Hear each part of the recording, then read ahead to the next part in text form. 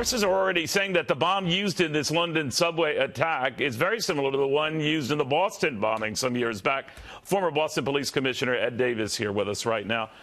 Commissioner, always good to have you. I always feel bad under these kind of circumstances, sir. But it's interesting that they are looking at what seemed to be a relatively crude device that could have been very, very effective. Not that injuring 22 people is not, but it could have been a lot worse. What do you see paralleling what you experienced in Boston?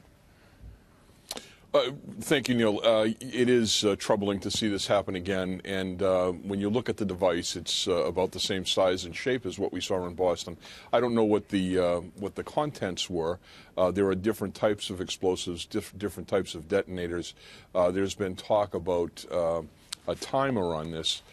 It was clearly designed to go off to create the most havoc. They tried to target one of these stations where several lines connect together, and it would appear as though there was a flashover of the explosive, so it didn't detonate. If it's not under a compression of some sort, it'll flash over and create the kinds of burns that we've seen in the victims who were hurt today. Someone has done this, and they've done it wrong. It didn't work, thank goodness. But it does show that there's a continuing effort to sow terror and injury and death throughout London. And the authorities are working really, really hard right now, not only to capture the suspect, but also to identify other cells that might be out there that may try to do this again. You know, Commissioner, this seems like apples and oranges, but I noticed the markets in our country were up today. The Dow, for example, was at another record. The S&P was at a record. And that's even in the face of what was a very scary and could have been even scarier terrorist attack or planned one in London. The fifth one I know this year, and I know this is getting to be increasingly common, but it's as if we have sort of like a laissez-faire attitude, or here they go again, and we don't worry too much about it. And I know last time we were chatting, that kind of attitude worries you. What do you think now?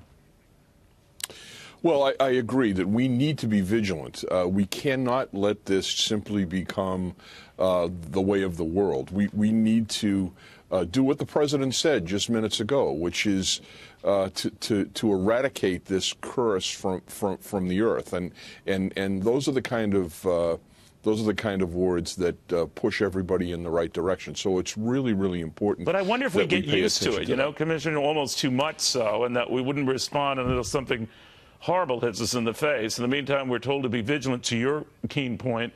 But often in New York, what they say, Commissioner, is if you see something, say something. And as you and I have discussed, almost everything you see around the Times Square area and right outside these offices, I'm sure in Boston as well, would warrant saying something. So what is it that we have to look for? We need to do what they say. New York does more than simply respond after an incident has happened. Those Hercules teams are being deployed every single day. I spoke to Commissioner O'Neill recently. He's very concerned about terrorism. He has a tremendous response and preventive mentality. That's the mentality we have to have across the country. People always think it happens someplace else. There seems to be this low-level kind of acceptance of these incidents occurring. We have to guard against that. All right. Ed Davis, former Boston Police Commissioner, Fox News contributor, played a vital role in stopping what could have been a horrific terror attack in Boston not that many years ago.